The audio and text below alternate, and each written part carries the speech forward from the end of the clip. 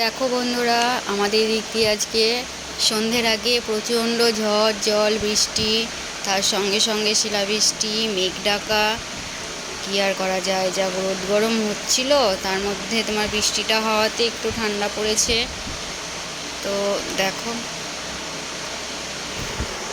প্রচণ্ড ঝড় জল শিলাবৃষ্টি। যাই হোক, তো দেখো আমার মেয়ে চাউমিন বানাচ্ছে, ভগবানকে ভোগ নিবেদন করবে তার জন্য।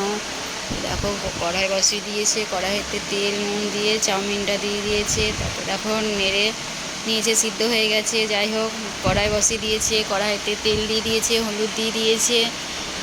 দিয়ে দেখো গরম তেল হলুদে দিয়ে তারপরে আলু বরবটি লঙ্কা কেটে রেখেছিল আগে থেকে দিয়ে দিয়েছে। দেখো নেড়ে নিয়ে ঢেকে দিয়ে ভাজা ভাজা হয়ে গেছে।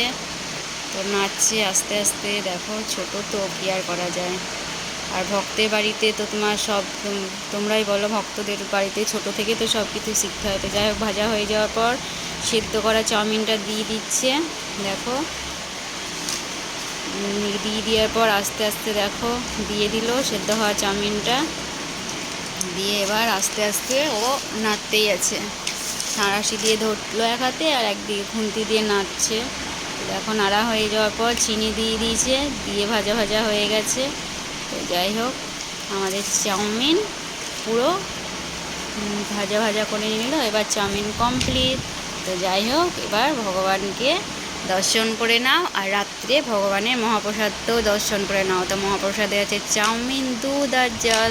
তো আজকের মতো ভিডিওটা এখানেই শেষ করলাম। ভালো লাগলে অবশ্যই লাইক কমেন্ট শেয়ার করে দিও। হরে কৃষ্ণ, হরি বল।